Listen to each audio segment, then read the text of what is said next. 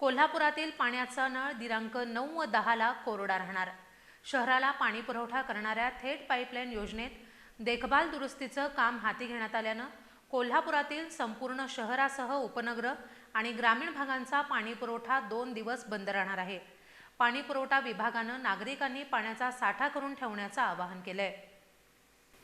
शहराला पाणी पुरवठा करणाऱ्या थेट पाईपलाईन योजनेतील काळम्मावाडी पंपिंग स्टेशन इथं देखभाल आणि दुरुस्तीचं काम करण्यात येणार आहे।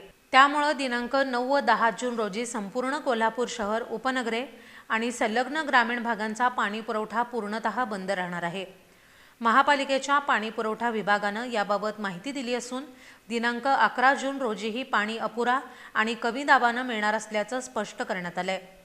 या कामाचा परिणाम ए, बी आणि ई वॉर्डातील अनेक भागांवर होणार असून यामध्ये पुईकडी, कलिकतेनगर, सुलोचना पार्क, इंगवले कॉलनी, नाना पाटील नगर, बापूराम नगर, साळोखे नगर, राजीव गांधी वसाहत, मोरेमानी नगर, शाहू कॉलनी, सुभाष नगर, शेंडा पार्क, भारती विद्यापीठ परिसर, महालक्ष्मी नगर, पोतणीस बोळ, Mangalwar Peth, Rajarampuri, green park, Shastri Nagar, nausea Maruti चौक, कामगार चाळ, महावीर नगर, अश्विनी नगर, अंबाई डिफेन्स, जागृती नगर, राजाराम रायफल, काटकरमळा अशा अनेक भागांचा समावेश आहे।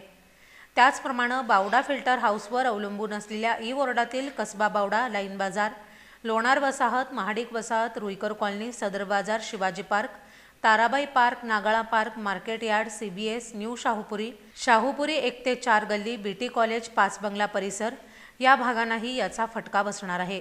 त्यामुळे नागरिकांनी पाण्याचा पुरेसा पाणीसाठा करून ठेवावा आणि पाण्याचा वापर काटकसरीने करावा असं आवाहन महापालिकेनं केलंय।